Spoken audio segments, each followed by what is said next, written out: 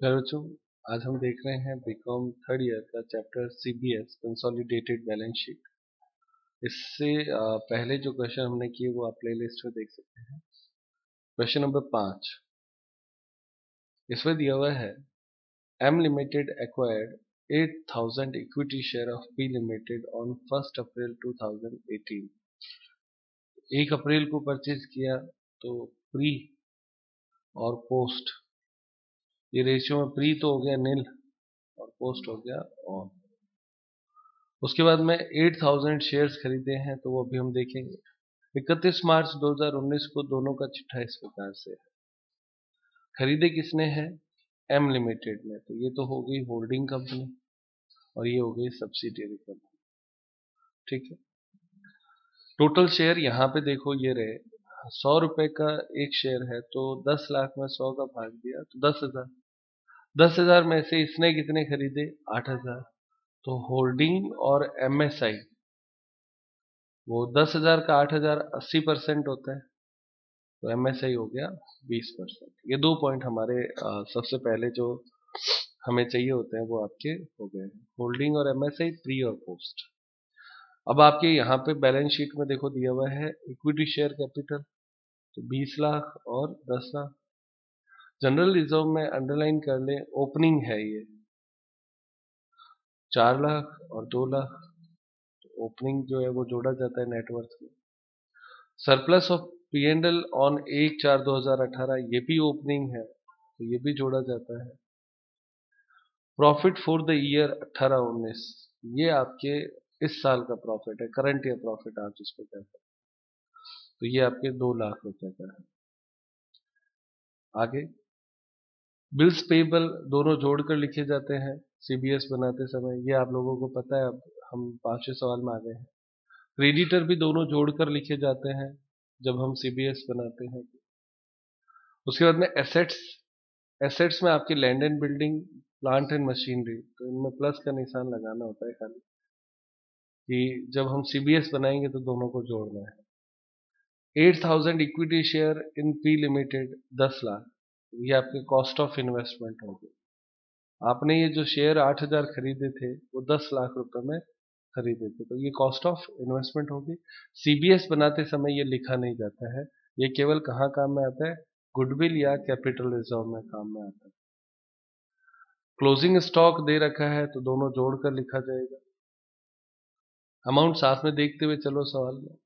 Bills receivable आपस में जोड़े जाएंगे 80,000 और 10,000। डेटर्स आपस में जोड़े जाएंगे, कैश एंड बैंक जोड़ा जाएगा। सीबीएस बनाते समय इनको जोड़ जोड़ के लिखा जाता है, होल्डिंग और सब्सिडी। ये तो हो गया बैलेंस शीट जो हम हमेशा की तरह देख ही रहे हैं। आगे देखते हैं। आगे दिया हुआ है प्रश्न में, prepare consolidated balance sheet as at 31 March 2019। CBS बनानी है, क्योंकि ये चैप्टर का नाम ही सीबीएस है, कंसोलिडेटेड बैलेंस शीट ही इसमें अपने को बनानी है। फर्स्ट पॉइंट, एम लिमिटेड के प्राप्य बिल। प्राप्य बिल यानी देखो bills receivable of M limited include 10,000 accepted by the P limited, तो ये बी आर और बीपी हो गया, म्यूचुअल ट्रांजेक्शन हो गया ना। जब हम कहते हैं कि एक के लिए ये बी आर है तो दूसरे के लिए बीपी होगा, तो ये म्यूचुअल ट्रांजेक्शन है, तो बी आर और बीपी में से लेस कर देंगे 10,000। हम जब जोड़ेंगे ना बी आर और बीपी, तो आप कहोगे कि सर बी आर बीपी तो था ही नहीं प्रश्न में, तो बिल्स रिसीवेबल और पेबल्स था, तो उसमें लेस हो जाएगा। क्योंकि देखो रिसीवेबल जो होता है ना, तो रिसीवेबल का मतलब दो चीजें हैं, डेटर और बी आर। इन दोनों को जब मिला देते हैं तो वो रिसीवेबल्स कहलाते हैं। और पेबल्स का मतलब क्या हो जाता है? पेबल्स का मतलब होता है क्रेडिटर और बीपी।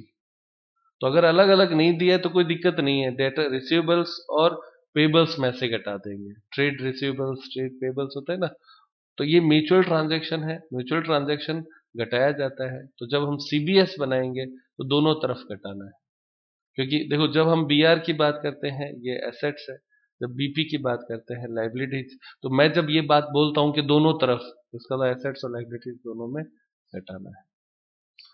उसके बाद में sundry debtors of M limited include 50,000 due from P limited, ये भी सेम है, डेटर और क्रेडिटर हो गया, लेस करना है, म्यूचुअल ट्रांजेक्शन है 50,000 का माइनस करना। और उसके बाद में third, stock of P limited includes goods purchase from M limited. तो सबसे पहले तो ये तय करो कि ये एम है कौन, होल्डिंग कंपनी है। होल्डिंग कंपनी ने क्या किया, 60,000 रुपए for 60,000 which were invoiced by the M Limited at a profit of 25% on cost। 25% cost पे प्रॉफिट जोड़कर भेजा, पर भेजने वाला था कौन, stock of P limited. P कौन है, देखो अब यहाँ पे हम नाम चूंकि आ गए ना, तो नाम को भी डिफाइन करना पड़ता है। एम है होल्डिंग कंपनी और पी है सब्सिडरी कंपनी, सही है ये बात। तो यहाँ पे भेजने वाला कौन है, स्टॉक ऑफ पी लिमिटेड है, इसका इसके स्टॉक में है, इसका मतलब भेजा तो एम ने था, एम ने पी को भेजा, उसके स्टॉक में पड़ा है, यही तो हुआ ना इसका मतलब। स्टॉक अगर पी का है मतलब बेचने वाला कौन है, एम है। होल्डिंग कंपनी यहाँ पे आपके क्या कर रही है, बेच रही है। तो अनरियलाइज्ड प्रॉफिट आपका कितना हुआ, ये अपने को निकालना पड़ेगा। तो अनरियलाइज्ड 60,000 रुपए है, इनवॉइस्ड प्राइस 60,000 है, उसमें कॉस्ट 25% है, तो ये परसेंटेज भी अपने को कैलकुलेट करते समय ध्यान देना होगा, ठीक है। क्योंकि यहाँ पे इनवॉइस प्राइस दे रखा है और यहाँ पे 25% कॉस्ट पे दे रखा है, सही है ना। तो इसको कैसे कैलकुलेट करेंगे वो हम सवाल में सीखेंगे। और यहाँ पे जब भी ये इस तरह की बात आती है, इसका मतलब हम बात कर रहे हैं अनरियलाइज्ड प्रॉफिट की, ठीक है ना, अनरियलाइज्ड प्रॉफिट की, एक विभाग में दूसरे विभाग को भेजा है। यहाँ पे क्वेश्चन समझ में आता है बच्चों। अब इन तीनों पॉइंट में ये एक पॉइंट अपने को मेन समझना है, बाकी सारा सीधा सा है, सीबीएस बनानी है। आंसर दे रखे हैं, कैपिटल रिजर्व आता है 8,000, एमएसआई आता है 2,68,000, बैलेंस शीट की टोटल आपके 32,08,000। स्टार्ट करें फिर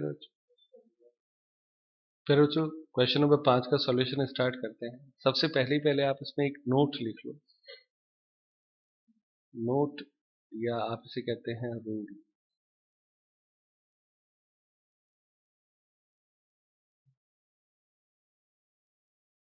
अनरियलाइज्ड प्रॉफिट इन स्टॉक,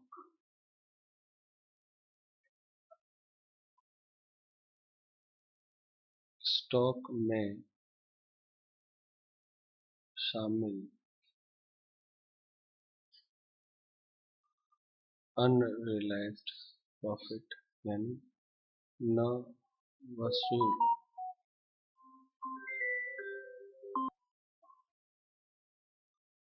हुआ लाभ।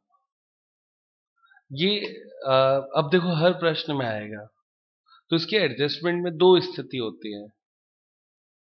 First, holding company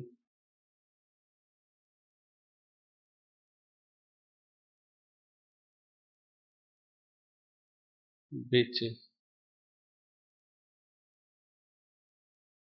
sold by holding company.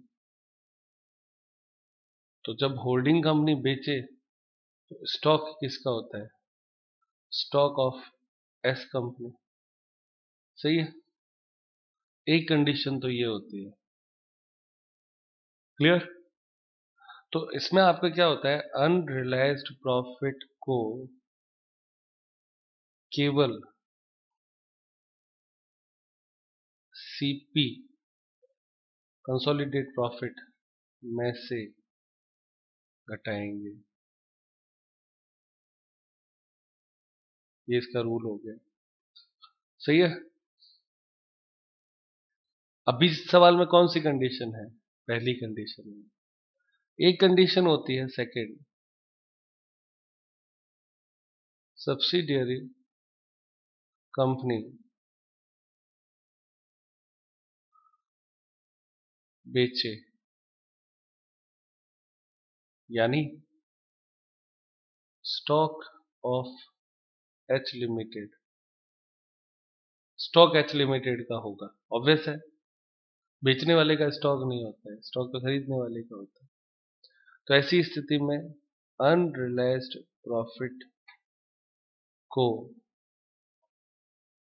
दो भागों में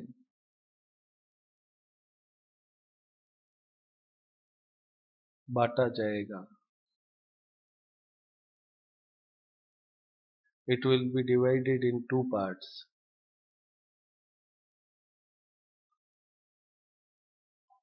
होल्डिंग कंपनी और एमएसआई। होल्डिंग कंपनी का सीपी में से घटाया जाएगा और एमएसआई का एमएसआई में से घटाया जाएगा। ठीक है बेटा, कोई दिक्कत इसमें? और तीसरी कोई परिस्थिति हो नहीं सकती, कंडीशन दो ही हो सकती है। तो हमने इसको फाइनलाइज कर लिया, आज अनरियलाइज का काम ही खत्म कर दिया एज पर रूल के पॉइंट ऑफ व्यू से। जब होल्ड, अब हर प्रश्न में अपने को ये तय करना पड़ेगा कि बेचने वाला कौन है। यदि होल्डिंग कंपनी बेच रही है तो केवल सीपी में से कटेगा, लेकिन जब सब्सिडियरी कंपनी बेच रही है तो देखो उसका कारण क्या है, आप मुझसे समझ भी लो लॉजिकली भी इसको। होल्डिंग कंपनी बेचती है तो अनरियलाइज प्रॉफिट केवल होल्डिंग कंपनी का है, लेकिन जब सब्सिडियरी कंपनी बेचती है तो उसके दो हिस्से हो जाएंगे, होल्डिंग का 80% और 20% एमएसआई का, क्योंकि सब्सिडरी के दो हिस्से होने ही है हर बार। तो यहाँ पे जब बेचने वाली कंपनी कौन सी है, सब्सिडरी कंपनी जब बेचने वाली होती है तो प्रॉफिट के दो हिस्से करने पड़ते हैं अनरियलाइज प्रॉफिट के, और वो दो हिस्से हो जाते हैं होल्डिंग कंपनी का हिस्सा, यानी अब इस प्रश्न के पॉइंट ऑफ व्यू से देखें तो 80% और 20%। सही है ना, तो कि प्रॉफिट के दो हिस्से होंगे। फिलहाल इस प्रश्न में हमारे पास कंडीशन कौन सी है, फर्स्ट है या सेकंड है? तो हमने कहा सर फर्स्ट कंडीशन है। फर्स्ट कंडीशन है तो हमें क्या करना है, अनरियलाइज प्रॉफिट को केवल सीपी में से घटाएंगे, कंसोलिडेट, क्योंकि सारा का सारा उसी का है, उसी का है, मतलब होल्डिंग कंपनी का ही है। तो होल्डिंग कंपनी का होता है तो केवल होल्डिंग कंपनी के प्रॉफिट से घटेगा, जिसको हम सीपी बोलते हैं। सही है ना, देखते हैं अब इसका सॉल्यूशन। तो बच्चों अब अपने इस क्वेश्चन को सॉल्व करते हैं। सबसे पहले नंबर 1 आप लिख लें, होल्डिंग कंपनी अनुपात एमएसआई। तो ये आपका परसेंटेज है 80% और 20%। नंबर 2 प्री अनुपात पोस्ट,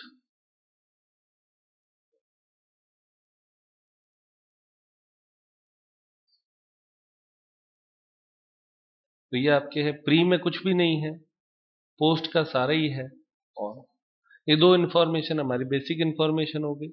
अब स्टेप 1 स्टार्ट यहां से कर देंगे, लिखेंगे करंट ईयर प्रॉफिट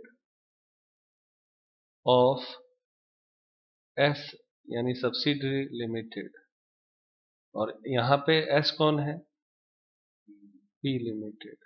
आप दोनों में से कोई भी नाम लिख सकते हैं, सब्सिडरी कंपनी। तो उसका प्रॉफिट आपको कितना दे रखा है, करंट ईयर का प्रॉफिट दिया हुआ है, देखो 80,000 दिया हुआ है, सीधा ही दे रखा है, तो अपने को कोई गणित लगानी नहीं है, 80,000। प्रश्न में अन्य कोई समायोजन है, तो अन्य कोई समायोजन भी नहीं है इसमें, क्योंकि ना तो कोई रिजर्व में ट्रांसफर किया है ना कुछ और, तो सीधा सीधा ये 80,000 हो गया। इस ये 80,000 जो है वो सारा का सारा दो हिस्सों में बांटा जाता है, प्री और पोस्ट। अब प्री में तो कुछ है ही नहीं, तो इधर तो नील हो जाएगा, पोस्ट में सारा ही 80,000 लिख दिया जाएगा। सही है, और इस 80,000 को फिर दो हिस्सों में बांटेंगे, किसमें, होल्डिंग और एमएसआई। तो 80% और 20% बांट दो, तो 80% कितना होता है, 64,000, और ये 16,000। ये तो एमएसआई में प्लस हो जाएगा और ये सीपी में प्लस हो जाएगा। ये सारी चीजें बच्चों वर्किंग नोट है, इसलिए कोई दिक्कत नहीं है, मैं बार बार ये बात रिपीट करता हूँ कि इसको कैसे भी लिखो कोई फर्क नहीं पड़ता, हमें तो संख्याएं चाहिए होती है। अब अगला स्टेप 4, स्टेप 4 आपका है, क्या है बच्चों, नेटवर्थ ऑफ सब्सिडरी कंपनी यानी पी लिमिटेड। ठीक है, ये नाम बदलते जाएंगे, सब्सिडरी कंपनी याद रखेंगे हम, इसलिए हम एस कंपनी लिख देते हैं। आप अपने परीक्षा में अपनी सुविधा से लिख देना, समझ वहीं रखनी है जो हम चाहते हैं। सबसे पहले इक्विटी शेयर कैपिटल, याद है ना ये तो, जैसे ही नेटवर्थ लिखते हो इक्विटी शेयर कैपिटल लिख दिया करो, पहला काम हो जाता है। कितना है? 10 लाख। फिर इसमें जोड़ा जाता है plus opening general reserve, plus किया जाता है ओपनिंग पी एंड एल। तो दो चीजें अपने पास है। जनरल रिजर्व कितने बेटा? 2 लाख। और पी एंड एल तो 2,60,000, 12,60,000। प्री एक्विजिशन प्रॉफिट है नहीं, वरना वो भी यहां लिखा जाता है। अब ये जो आपका नेटवर्थ आया,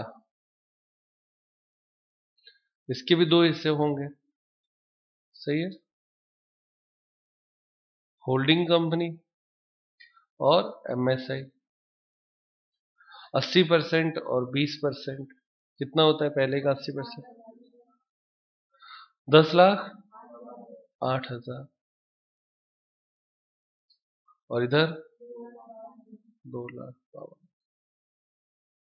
ये तो एमएसआई में प्लस हो जाएगा। एमएसआई शब्द आते ही हमें पता है एमएसआई एक अलग ही पॉइंट बनता है, उससे सारी चीजें प्लस हो जाती है।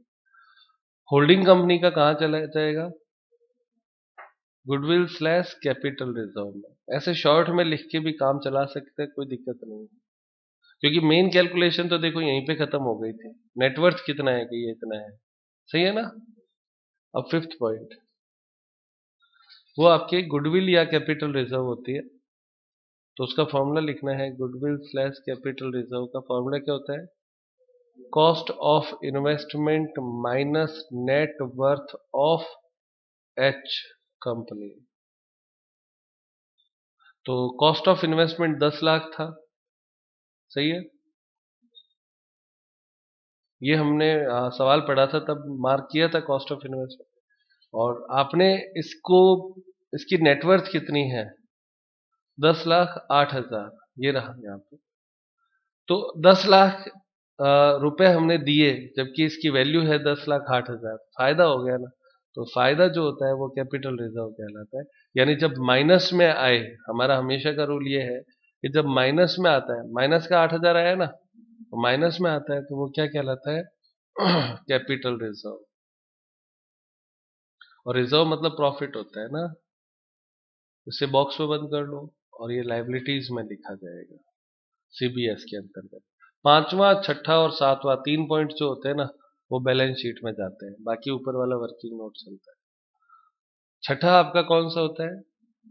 MSI, minority share holder interest. उसमें दो चीजें लेते हैं, एक नेटवर्थ में हिस्सा।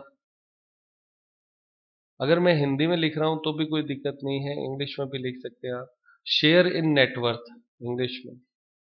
और दूसरा पोस्ट एक्विजिशन प्रॉफिट में हिस्सा, शेयर इन क्या? PAP, post acquisition. तो पहले का कितना है नेटवर्थ में हिस्सा? 2,52,000, 52,000। और पोस्ट एक्विजिशन प्रॉफिट में 16,000। तो टोटल कितना हो गया बच्चों? हाँ बेटा, 2,68,68,000, 2,68,000। और ये कहाँ लिखा जाएगा? ऑलवेज लाइबिलिटीज में। ठीक। और उसके बाद में छठा, बाद में सातवां point, consolidated profit CP, CP of H limited. ये मैं एच लिमिटेड, एस लिमिटेड शब्द इसलिए यूज करता हूं ताकि हर बार आपको याद रहे किसकी चीजें लेनी है। तो अब जैसे इसमें सबसे पहले इसका खुद का P and L, P and L of H, तो इसका प्रॉफिट कितना दिया हुआ है, करंट ईयर प्रॉफिट 2 लाख। अच्छा, नंबर 2, पीएपी में हिस्सा, पोस्ट एक्विजिशन प्रॉफिट में इसका हिस्सा कितना आया, 64,000, 64,000। तीसरा, इस बार इसका ओपनिंग पी एंड एल, इसका एक ओपनिंग पी एंड एल भी अलग से दिया हुआ है ना, 1 लाख, वो भी जोड़ दिया जाता है। अब आप इसको आप यहां जोड़े तो ठीक है, अगर मान लो 2 बार दिखाए, एक पी एंड एल ओपनिंग करके दिखाएं और फिर सीपी दिखाएं तो भी सही है, कोई गलत नहीं है, और एक यहीं पे जोड़ दे तो ज्यादा बढ़िया है। सवाल में आंसर में दिक्कत नहीं आएगी, दोनों सही होंगे, दोनों गलत नहीं। कंसोलिडेटेड प्रॉफिट, इसका पुराना ओपनिंग पी एंड एल किसका, एच लिमिटेड का ही, याद रखना है, ये भी एच का है, ये भी एच का है। तो टोटल कितना हो गया, 3,64,000 less unrealised profit. Unrealised profit की गणना अपने को करनी पड़ेगी। तो इसमें प्रश्न में कहा था कि 60,000 रुपए का स्टॉक था और 25% लागत पर है। तो जब भी ऐसा लिखा हुआ है तो देखो ऐसे लिखा जाएगा, 60,000 इंटू 25/125, फिक्स रूल है, कितना होता है, 12,000। ये घटा देंगे तो कितना आ जाएगा, 3,52,000। ये कहाँ लिखा जाएगा बच्चों, ये लाइबिलिटी साइड में, सीपी। और एक और चीज देखो अभी बच्चों, 12,000 ये जो है ना, ये सारा यहीं पे तो था, ये स्टॉक जो है ना उसमें से माइनस किया जाएगा। हो गया सारा सवाल। अब तक जो हमने किया वो वर्किंग नोट था, अब मेन आंसर है balance sheet, CBS, consolidated balance sheet. कई बच्चे कई बार आप ऐसे भी कर सकते हो कि भाई सीबीएस पहले ही जगह छोड़ दो और वर्किंग नोट नीचे बना दो। जैसे अभी तो हम उल्टा काम करते हैं, पहले सारे वर्किंग नोट बनाते हैं फिर मेन आंसर करते हैं। आप ऐसा भी कर सकते हो परीक्षा में, या अभ्यास आप अच्छा सा कर लेते हो तो भी एक पेज जो है वो तो छोड़ दिया जाए सीबीएस का, और वर्किंग नोट दूसरे पेज से स्टार्ट कर ले, तो वर्किंग नोट सारे पीछे चलते रहेंगे। जब सवाल पूरा हो जाए तो आगे ही आगे, यानी कोई भी कॉपी चेक करे तो सीधा आंसर उसको मिल जाए। ये सुविधा अनुसार है, इसमें तो कंपल्सरी नहीं है। आप जब एग्जाम्पल देखोगे ना तो उसमें ऐसे ही दिया हुआ है, पहले सीबीएस दे रखा है और वर्किंग नोट नीचे दिए हुए हैं। और चूंकि ऐसा संभव नहीं है, हमें तो पहले वर्किंग नोट करना पड़ता है फिर सीबीएस आएगा, तो दोनों ही सही हैं। आपको जिसमें सुविधा लगे, जिसमें आपका मन कहे कि ऐसा मुझे अच्छा लगता है, तो वैसे आप कर सकते हो। एग्जामिनर चेक कर लेगा, क्या दिक्कत है।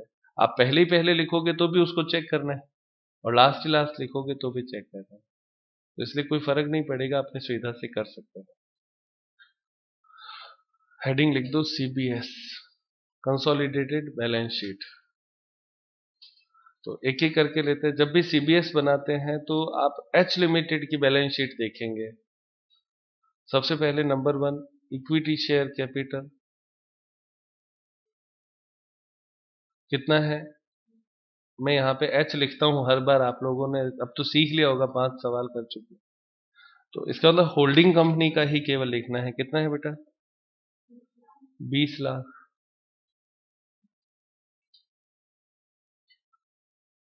उसके बाद में नंबर 2, हाँ, जनरल रिजर्व, ये भी केवल होल्डिंग कंपनी का लिखना है, कितना है, 4 लाख। उसके बाद में जनरल रिजर्व जैसे ही लिखते हो ना तो कैपिटल रिजर्व भी लिख दिया करो।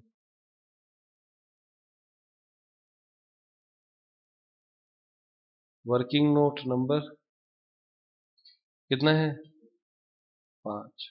ये मेंशन करना पड़ेगा कि हम ये 8,000 यहां से लाए हैं, सही है ना। फिर उसके बाद में number 4, CP, consolidated profit, working note number 7, 2,52,000, पूरा पूरा 3 लाख है, 3,52,000, बहुत बढ़िया, 3,52,000।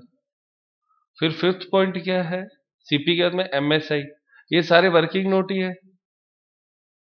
तो एमएसआई वर्किंग नोट नंबर 6, तो 5वां 6ठा 7वां तीनों वर्किंग नोट आ जाएंगे। कितना है एमएसआई? 2,68,000, 2,68,000। यहां तक हमने 5 पॉइंट्स जो थे वो सारे लिख दिए हैं, कोई बाकी तो नहीं बचा ना। अब अपना 6ठा पॉइंट, और उसमें बिल्स रिसीवेबल और ट्रेड पेएबल अलग अलग दिए हुए क्या? हाँ, एक बार बैलेंस शीट देख लेते हैं। फिर बच्चे ये देखिए, ट्रेड पेएबल्स में बिल्स पेएबल, अब देखो ट्रेड पेएबल हेडिंग है, उसके दो पार्ट है। अगर ये साथ में दे रखे हो तो भी एक ही तरीके से चलना है। अब बिल्स पेएबल में हमारा कितना था म्यूचुअल ट्रांजेक्शन? 10,000 का। तो 10,000 आपको क्या करना है, इन दोनों को जोड़कर घटाना है, और वो सेम बिल्स पेएबल में से जो इधर घटाया है ना, वही आपके बिल्स रिसीवेबल जो 80 प्लस 10,000 होगा उसमें से भी घटाना है। तो दोनों तरफ घटाना है, इस तरीके से म्यूचुअल ट्रांजेक्शन को लेना है। छठा पॉइंट अब आप लिखें बिल्स पेएबल बीपी, तो इसमें एच प्लस एस यानी होल्डिंग और सब्सिडरी की टोटल लगाएंगे माइनस म्यूचुअल ट्रांजैक्शन। तो म्यूचुअल ट्रांजैक्शन 10,000 आपको घटाना है इसमें से, तो टोटल लगाए कितना होता है? दोनों की H plus S minus M T करना कितना आता है? 30,000 फाइनल आंसर है, 30,000। अब उसके बाद में 7वां पॉइंट क्रेडिटर, तो क्रेडिटर में भी H plus S minus mutual transaction. इसमें म्यूचुअल ट्रांजेक्शन कितने का प्रश्न में दिया हुआ है? 50,000 का दिया हुआ था ना, डेटर और क्रेडिटर 50,000 के शामिल थे। तो कितना आता है इसका फाइनल आंसर? 1,50,000। अब आप टोटल लगाएंगे 32,08,000।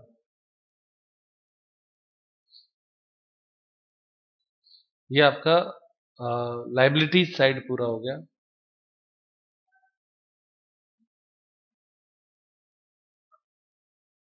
उसके बाद में नेक्स्ट एसेट्स पार्ट। तो एसेट्स में सबसे आसान होता है एसेट साइड, क्योंकि इसमें आपको सिर्फ जोड़ जोड़ के लिखना होता है। सबसे पहले land and building, land and building, तो इसमें एच प्लस एस दोनों जोड़ो कितना होता है? 8,00,000। नंबर 2 प्लांट एंड मशीनरी, इसमें भी एच प्लस एस कितना? 11,00,000। फिर तीसरा वो है आपके स्टॉक, स्टॉक में आपके H plus S minus unrealised profit, तो कितना होता है? 2,38,000। उसके बाद में नंबर 4 स्टॉक के बाद में बी आर बिल्स रिसीवेबल, तो इसमें H plus S minus mutual transaction कितना आता है? 80,000। बहुत बढ़िया। उसके बाद में 5वां पॉइंट बी आर के बाद में डेटर्स, तो उसमें भी H plus S minus mutual transaction 50,000 का, 1,70,000। जिन बच्चों के पास बुक्स नहीं होती हैं वो बच्चे पीछे एक बार क्वेश्चन को ले जाके देख सकते हैं यूट्यूब पे, है ना, तो वहां पे क्वेश्चन में वापस दिख जाएगा। छठा कैश, कैश में एच प्लस एस, तो टोटल कितना होता है? 8,20,000। बस इतना ही सवाल है। टोटल लगाएंगे इस तरफ की 32,08,000। ये आपका सवाल हुआ। एग्जाम में इसी तरह का सवाल आता है, कोई बहुत ज्यादा टफ क्वेश्चन नहीं आता है। बैलेंस शीट बनानी है, और जब ये सही होता है तो आपको 20 नंबर का अपने पूछा जाता है, तो 20 में से 20 नंबर पूरे आते हैं। तो आज की क्लास यही समाप्त करते हैं।